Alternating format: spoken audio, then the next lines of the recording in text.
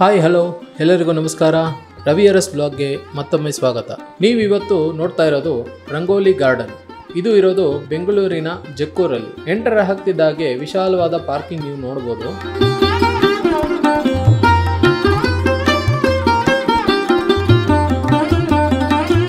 Parking fees ಬಂದು two ವೀಲರ್ಗೆ 20 ರೂಪಾಯಿ, car ಮತ್ತು ಆಟೋಗೆ 50 ರೂಪಾಯಿ, ಬಸ್ಸು, ಮಿನಿ ಬಸ್ಸು ಅಥವಾ ಟಿಟಿಗೆ 100 ರೂಪಾಯಿ. ಟಿಕೆಟ್ ಪ್ರೈಸ್ ಬಂದು ದೊಡ್ಡವರಿಗೆ 150, ಮಕ್ಕಳಿಗೆ 100. ವೀಕೆಂಡ್ ಹಾಗೆ ಗೌರ್ಮೆಂಟ್ ಹಾಲಿಡೇಸ್ ಇದ್ದಾಗ ದೊಡ್ಡವರಿಗೆ 200 ರೂಪಾಯಿ ಆಗುತ್ತೆ, ಮಕ್ಕಳಿಗೆ 100 ರೂಪಾಯಿ.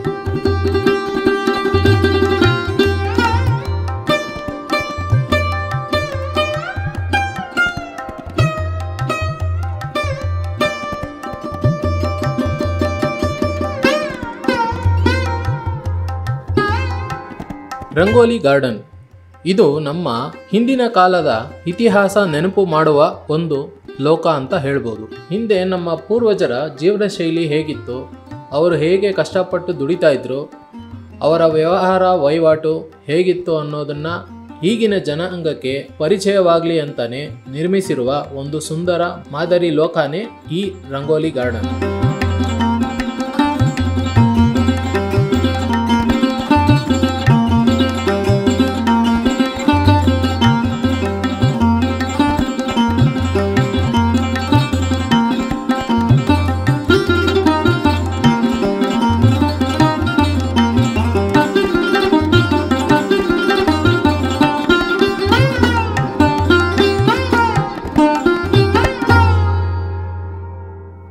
ಯಾರಿಗೆ ವೀಲ್ ಚೇರ್ ಅವಶ್ಯಕತೆ ಇದೆ ಅವರು ಇಲ್ಲಿ ವೀಲ್ ಚೇರ್ ಕೂಡ ಬಳಸಬಹುದು. ಅಷ್ಟೇ ಅಲ್ಲ, ಕುಡಿಯೋದಕ್ಕೆ ನೀರು, ಶೌಚಾಲಯ ಹಾಗೆ ಹೋಟೆಲ್ ಕೂಡ ಇಲ್ಲಿ ಇದೆ.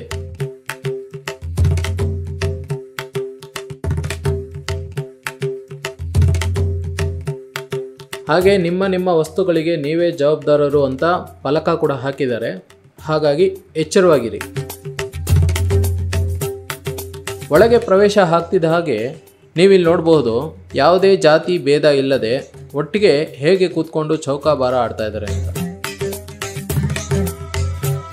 ಇದೊಂದು ಕಡೆ ಆದರೆ ಮತ್ತೊಂದು ಕಡೆ ನೋಡಿ, ಮಕ್ಕಳು ಗೋಲಿ ಆಟ ಆಡ್ತಾ ಇದ್ದಾರೆ. ಹಾಗೆ ಈ ಆಟದ ಬಗ್ಗೆ ನಿಮ್ಗೇನಾದರೂ ಗೊತ್ತಿದ್ರೆ ಪ್ಲೀಸ್ ಕಮೆಂಟ್ ಮಾಡಿ.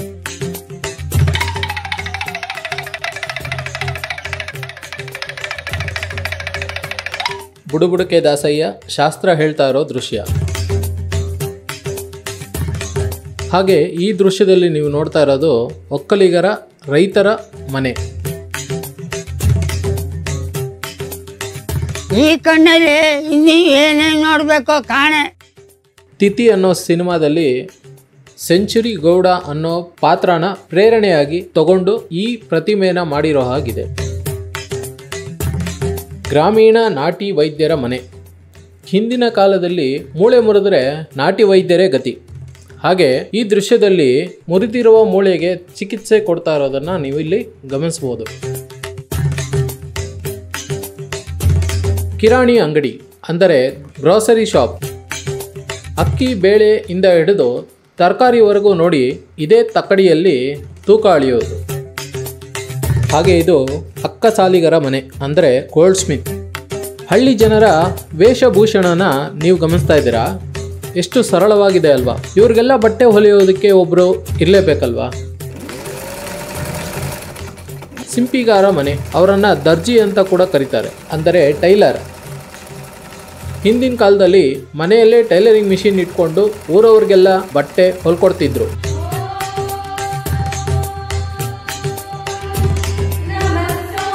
ಮೈಸೂರು ಗ್ರಾಮೀಣ ಪ್ರದೇಶದಲ್ಲಿ ಬ್ರಾಹ್ಮಣರು ಇರುವ ಭಾಗವನ್ನು ಅಗ್ರಹಾರ ಎಂದು ಕರೀತಾರೆ. ಹಾಗೆ ವಾಡೆ ಮಾದರಿಯಲ್ಲಿರುವ ಈ ಮನೆಯಲ್ಲಿ ಮಕ್ಕಳಿಗೆ ವೇದೋಪನಿಷತ್ತು ಹೇಳ್ಕೊಡ್ತಾ ಇರೋ ದೃಶ್ಯನ ನೀವು ಇಲ್ಲಿ ನೋಡ್ತಾ ಇದ್ದೀರಾ. ಹಾಗೆ ನೀವು ಇವಾಗ ನೋಡ್ತಾ ಇರೋ ದೃಶ್ಯ ಬಂದು ಮಂಗಳೂರು ಗ್ರಾಮೀಣ ಭಾಗದಲ್ಲಿ ಕಂಡುಬರುವ ಕಂಬದ ಮನೆಯ ಕುಟುಂಬ ಸದಸ್ಯರು.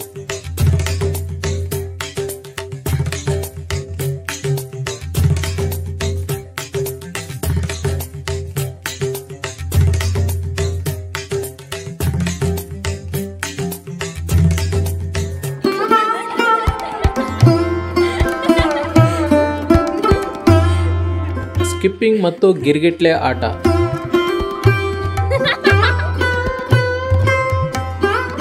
ಶಾನಭೋಗರ ಮನೆ. ಇವರನ್ನ ಕುಲಕರ್ಣಿ ಎಂದು ಕೂಡ ಕರೀತಾರೆ. ಊರಿನ ಜನರ ಲೆಕ್ಕಪತ್ರ ನೋಡಿಕೊಳ್ಳುವುದು ಹಾಗೂ ಸಾಲ ಕೊಡುವುದು ಮತ್ತು ತಗೊಳ್ಳೋದೇ ಇವರ ಕೆಲಸ. ಹಾಗೆ ನೀವು ನೋಡ್ತಾ ಇರೋ ದೃಶ್ಯ ಬಂದು ಸಾಲ ವಾಪಸ್ ಕೊಡೋದಕ್ಕೆ ಅಂತಲೇ ದಂಪತಿಗಳು ಮಗಳ ಸಮೇತ ಬಂದಿದ್ದಾರೆ.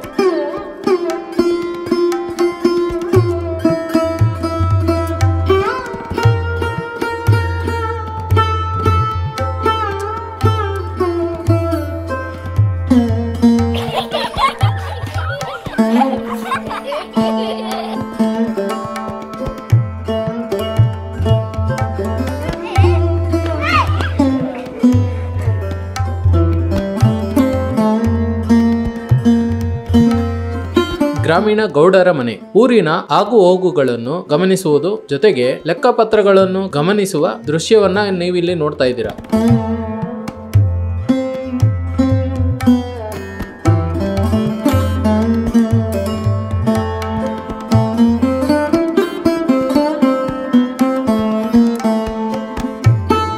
ಬನ್ನಿ ಗೌಡರ ಮನೆ ಒಳಗಡೆ ಹೇಗಿದೆ ಅಂತ ನೋಡೋಣ.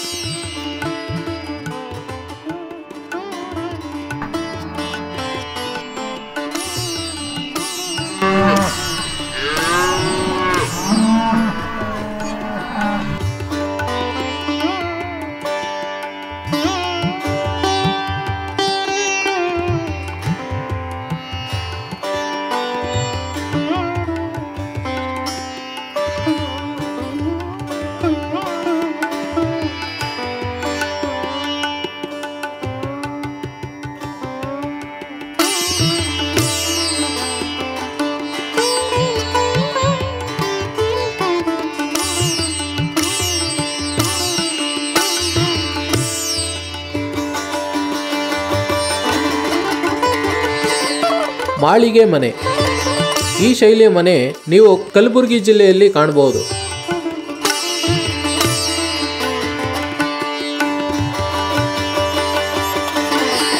ಒಳಗೆ ಮನೆ ಕೆಲಸದಲ್ಲಿ ತೊಡಗಿರುವ ಮಹಿಳೆಯರು ಹಾಗೂ ಮಕ್ಕಳು.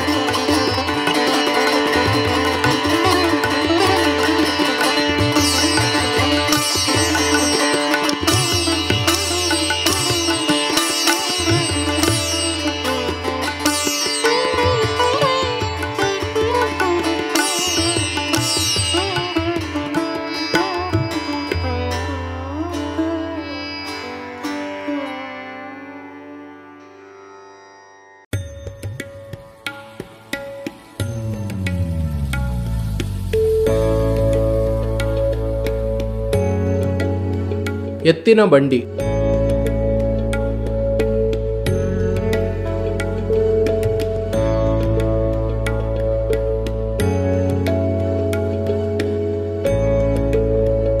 ಹತ್ತಿಯನ್ನು ಬಳಸಿ ಹಾಸಿಗೆ ದಿಂಬು ಹೊಲಿತಾ ಇರೋ ದೃಶ್ಯ. ಗ್ರಾಮೀಣ ನೇಕಾರ ಮನೆ. ಕೈಮಗ್ಗದಿಂದ ಸೀರೆ ಎಳೆಯುವುದು ಮತ್ತು ಅದಕ್ಕೆ ಬಣ್ಣ ಕಟ್ಟುವ ದೃಶ್ಯನ ನೀವು ಇಲ್ಲಿ ನೋಡ್ತಾ ಇದ್ದೀರಾ.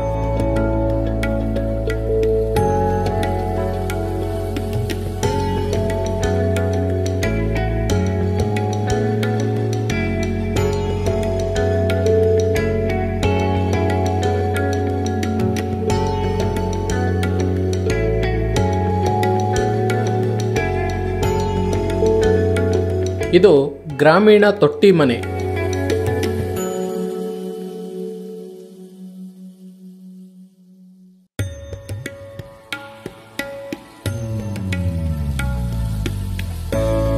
ಈ ಮನೆಯ ವಿಶೇಷ ಏನಪ್ಪ ಅಂದರೆ ಮನೆಯ ಮಧ್ಯಭಾಗದಲ್ಲಿ ಒಂದು ತೊಟ್ಟಿಯನ್ನು ಕಟ್ಟಿರ್ತಾರೆ. ಆ ತೊಟ್ಟಿಯ ಮೇಲ್ಭಾಗದಿಂದ ಗಾಳಿ ಬೆಳಕು ಸಮಾನವಾಗಿ ಒಳಗೆ ಬರುತ್ತೆ. ಅದೇ ತೊಟ್ಟಿಯಲ್ಲಿ ನೀವು ನೋಡ್ತಾ ಇದ್ದೀರಾ ಅಜ್ಜಿ ಮೊಮ್ಮಗುಗೆ ಹೇಗೆ ಸ್ನಾನ ಮಾಡಿಸ್ತಾ ಇದ್ದಾರೆ ಅಂತ.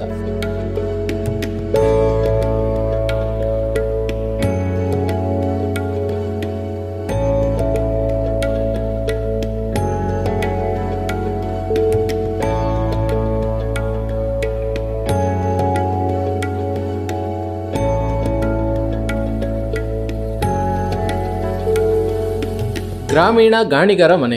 ಎತ್ತುಗಳ ಸಹಾಯದಿಂದ ತಮ್ಮ ಮನೆಯಲ್ಲಿಯೇ ಗಾಣದಿಂದ ಎಣ್ಣೆ ತಯಾರಿಸುವ ದೃಶ್ಯವನ್ನು ನೀವಿಲ್ಲಿ ನೋಡ್ತಾ ಇದ್ದೀರಾ.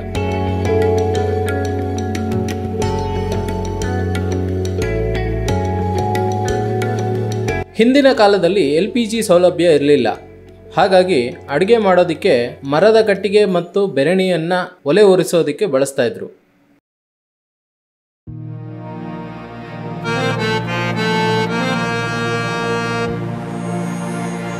ಕುರಿಯನ್ನೇ ಅವಲಂಬಿಸಿ ಬದುಕು ಕಟ್ಟಿಕೊಂಡಿರುವ ಜನಾಂಗಕ್ಕೆ ಕುರುಬರು ಎಂದು ಕರೆಯಲಾಗ್ತಿತ್ತು. ಕುರಿ ಕೂದಲಿನಿಂದ ಕಂಬಳಿ ತಯಾರಿಸುವ ದೃಶ್ಯವನ್ನು ನೀವಿಲ್ಲಿ ನೋಡ್ತಾ ಇದ್ದೀರಾ.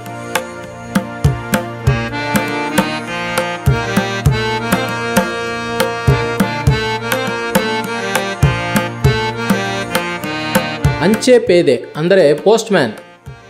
ಅಜ್ಜಿಯೊಬ್ಬರು ಪೋಸ್ಟ್ಮ್ಯಾನಿಂದ ಅವ್ರಿಗೆ ಬಂದ ಪತ್ರನ ತಗೊಳ್ತಾ ಇದ್ದಾರೆ. ಗ್ರಾಮೀಣ ಅಗಸರ ಮನೆ. ಬಟ್ಟೆಯನ್ನು ಶುಚಿಗೊಳಿಸಿ ಇಸ್ತ್ರಿ ಮಾಡುವುದನ್ನು ನೀವಿಲ್ಲಿ ನೋಡ್ತಾ ಇದ್ದೀರಾ. ಹಾಗೆ ಬಟ್ಟೆಯ ಮೂಟೆಗಳನ್ನು ಸಾಗಿಸಲು ಕತ್ತೆಗಳನ್ನು ಬಳಸ್ಕೋತಾ ಇದ್ರು.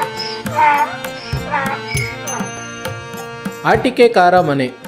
ಮಕ್ಕಳಿಗೆ ಬಣ್ಣ ಬಣ್ಣದ ಗೊಂಬೆಗಳನ್ನು ತಯಾರಿಸುವುದನ್ನು ನೀವಿಲ್ಲಿ ನೋಡ್ತಾ ಇದ್ದೀರಾ.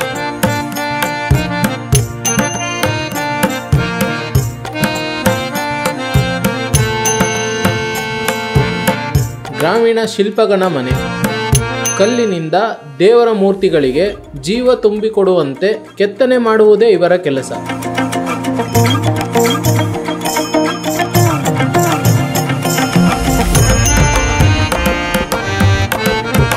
ಮೇದಾರರ ಮನೆ. ಬಿದಿರು ಮರದಿಂದ ಹಲವಾರು ಉತ್ಪನ್ನಗಳನ್ನು ತಯಾರಿಸುವುದೇ ಇವರ ಕೆಲಸ.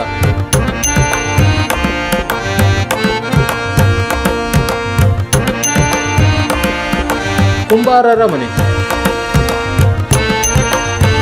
ಹದವರಿತ ಮಣ್ಣಿನಿಂದ ಮಡಿಕೆ ತಯಾರಿಸುತ್ತಿರುವ ದೃಶ್ಯವನ್ನು ನೀವಿಲ್ಲಿ ನೋಡ್ತಾ ಇದ್ದೀರಾ. ತಮಟಗಾರರ ಮನೆ. ಜನರಿಗೆ ಅವಶ್ಯಕತೆ ಇರುವ ಪಾತ್ರೆಗಳನ್ನು ತಾಮ್ರ, ಹಿತ್ತಾಳೆ ಮತ್ತು ಅಲ್ಯೂಮಿನಿಯಂಗಳಿಂದ ತಯಾರಿಸುವುದು ಇವರ ವೃತ್ತಿ. ಕ್ಷೌರಿಕ ಅಂದರೆ ಬಾರ್ಬರ್. ಮನೆ ಮನೆಗೆ ತೆರಳಿ ಕ್ಷೌರ ಮಾಡುತ್ತಿರುವ ದೃಶ್ಯವನ್ನ ನೀವಿಲ್ಲಿ ನೋಡ್ತಾ ಇದ್ದೀರಾ. ಬಳೆಗಾರರ ಮನೆ. ಬಳೆ ಶುಭ ಹಾಗೂ ಸೌಭಾಗ್ಯದ ಸಂಕೇತ. ಈ ದೃಶ್ಯದಲ್ಲಿ ಮಂಗಳ ಕಾರ್ಯಗಳಿಗೆ ಪಾಲ್ಗೊಳ್ಳಲು ಗೃಹಿಣಿಯೊಬ್ಬಳು ಹೊಸ ಬಳೆಯನ್ನು ತೊಡಿಸಿಕೊಳ್ಳುತ್ತಿದ್ದಾಳೆ.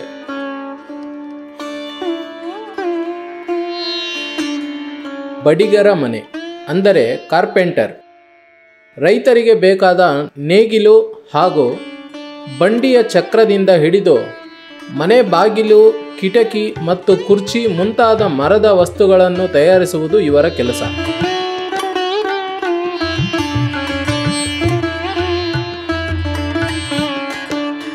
ಕಮ್ಮಾರರ ಮನೆ ಅಂದರೆ ಬ್ಲ್ಯಾಕ್ ಸ್ಮಿತ್. ರೈತರಿಗೆ ಬೇಕಾದ ಕಬ್ಬಿಣದ ಉಪಕರಣಗಳನ್ನು ತಯಾರಿಸುವುದು ಇವರ ಕೆಲಸ. ಕೊಡವ ದಂಪತಿಗಳು ದೇಗುಲಕ್ಕೆ ಅವರ ವಿಭಿನ್ನ ಹಾಗೂ ವಿಶೇಷ ವೇಷಭೂಷಣದೊಂದಿಗೆ ಹೊರಡ್ತಿರೋ ದೃಶ್ಯ. ಗ್ರಾಮೀಣ ಸಾಲಿಗುಡಿ.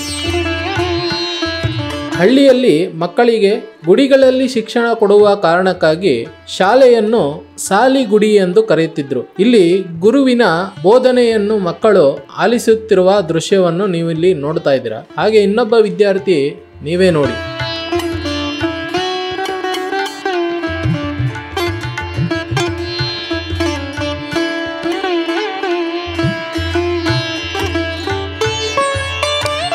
ಪಂಚಾಯಿತಿ ಕಟ್ಟೆ.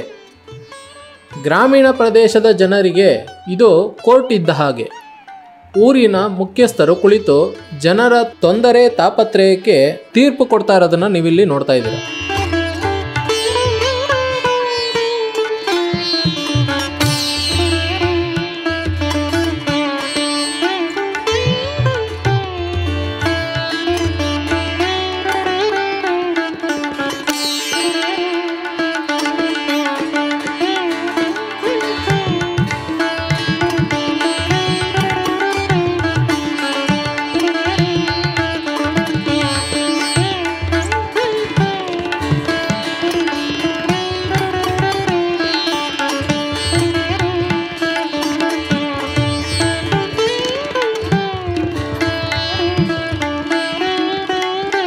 ವಡ್ಡರ ಮನೆ.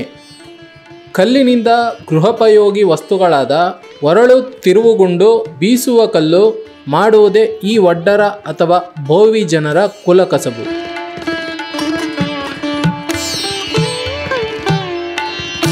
ಲಂಬಾಣಿ ಮನೆ. ಸ್ವಾವಲಂಬಿ ಬದುಕು ನಡೆಸಲು ಇವರು ಕಾಡಿನಿಂದ ಕಟ್ಟಿಗೆ ತಂದು ಊರಿನ ಜನಕ್ಕೆ ಮಾರಾಟ ಮಾಡುತ್ತಾರೆ. ಕಲ್ಲುಗಳನ್ನು ಸುಟ್ಟು ಸುಣ್ಣ ತೆಗೆಯುವ ದೃಶ್ಯವನ್ನು ನೀವಿಲ್ಲಿ ನೋಡ್ತಾ ಇದ್ದೀರಾ. ಇದು ಸುಣ್ಣಗಾರರ ಮನೆ. ಚರ್ಮದಿಂದ ಪಾದರಕ್ಷೆಗಳು ಅಂದರೆ ಚಪ್ಪಲಿಯನ್ನು ತಯಾರಿಸುತ್ತಿರುವ ದೃಶ್ಯ.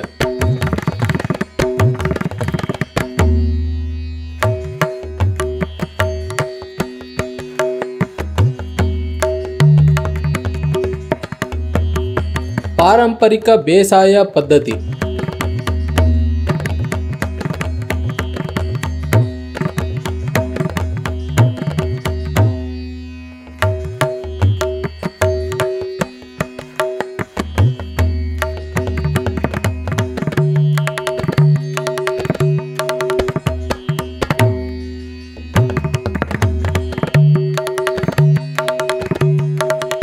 ಇದನ್ನು ಕಣ ಮಾಡುವುದು ಅಂತಾರೆ. ಉದಾಹರಣೆಗೆ ಭತ್ತದಿಂದ ಅಕ್ಕಿಯನ್ನು ಮಾಡುವುದು.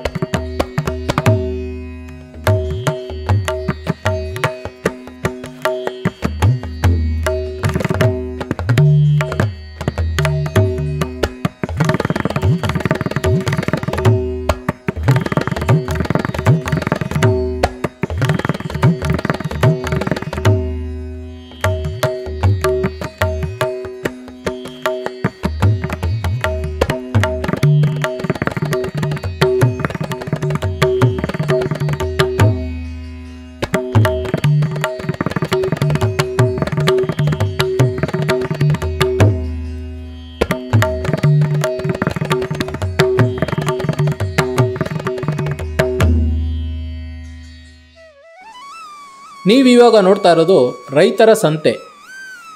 ರೈತರು ಬೆವರು ಸುರಿಸಿ ಬೆಳೆದ ದವಸ ಧಾನ್ಯಗಳು, ಹಣ್ಣು ತರಕಾರಿಗಳು ಹಾಗೂ ಅವರು ತಯಾರಿಸಿದ ವಸ್ತುಗಳು ಅಷ್ಟೇ ಅಲ್ಲದೆ ಜಾನುವಾರುಗಳನ್ನು ಸಹ ಇಲ್ಲಿ ತಂದು ಮಾರಾಟ ಮಾಡ್ತಾರೆ.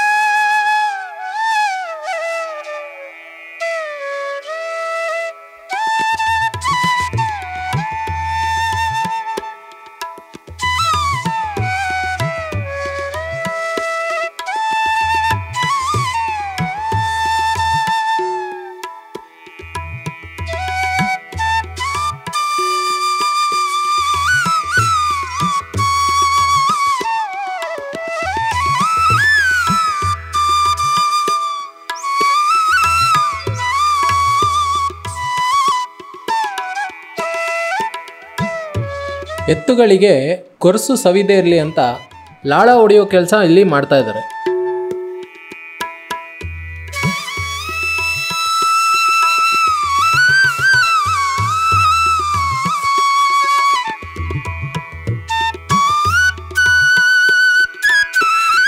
ಡೊಳ್ಳು ಕುಣಿತ.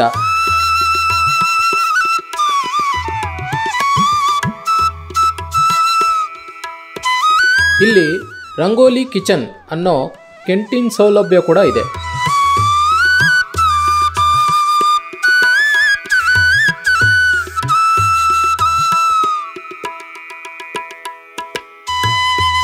ರುಚಿಯಾಗಿ ಏನಾದರೂ ಸವಿಬೇಕು ಅಂದುಕೊಂಡ್ರೆ ನೀವು ನಿಮ್ಮವರ ಜೊತೆ ಆರಾಮಾಗಿ ಕುಳಿತು ನಿಮಗೆ ಬೇಕಾದ ತಿಂಡಿ ತಿನಿಸುಗಳನ್ನು ಇಲ್ಲಿ ಸವಿಯಬಹುದು.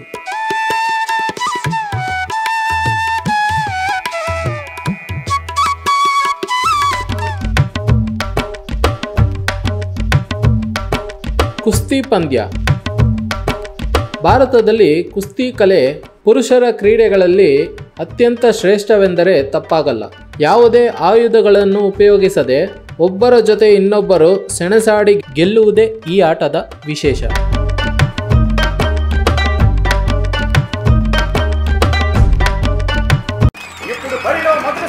ಹಾಗೆ ನಮ್ಮ ದಕ್ಷಿಣ ಕನ್ನಡ ಉಡುಪಿ ಜಿಲ್ಲೆಯಲ್ಲಿ ಪ್ರಖ್ಯಾತಿಯಾಗಿರುವ ಇನ್ನೊಂದು ಜನಪದ ಕ್ರೀಡೆ ಅಂದರೆ ಕಂಬಳ. ಇದು ಕೆಸರು ಗದ್ದೆಯಲ್ಲಿ ಕೋಣಗಳನ್ನು ಓಡಿಸುವ ಒಂದು ಆಟ.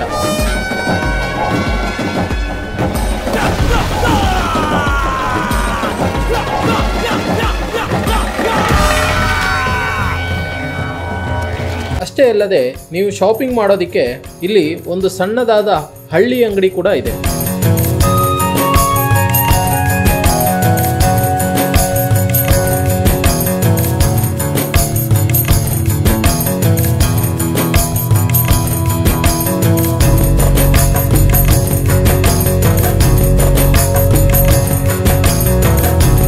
ಚಿಕ್ಕ ಮಕ್ಕಳಿಗೆ ಆಟ ಆಡಲು ಬ್ಯಾಟರಿ ವಾಹನಗಳು, ಟಾಂಗಾ ಗಾಡಿಯಲ್ಲಿ ಸವಾರಿ, ಪಾಟರಿ ಆಕ್ಟಿವಿಟೀಸ್,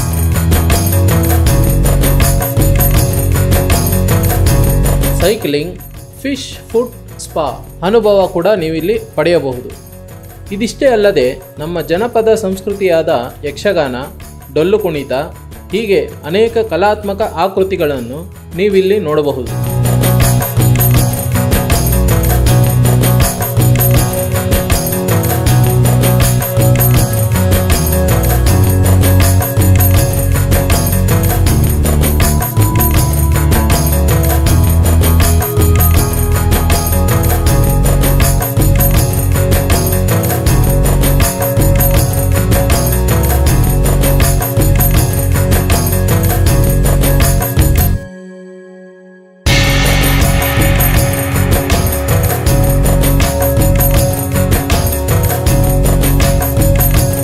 ಸೊ ನೋಡಿದ್ರಲ್ಲ ಫ್ರೆಂಡ್ಸ್, ಇದಿಷ್ಟು ನಮ್ಮ ರಂಗೋಲಿ ಗಾರ್ಡನ್ ಬ್ಲಾಗ್ ಆಗಿತ್ತು. ಸೊ ಇಲ್ಲಿಗೆ ಈ ವಿಡಿಯೋನ ಮುಗಿಸ್ತಾ ಇದ್ದೀನಿ.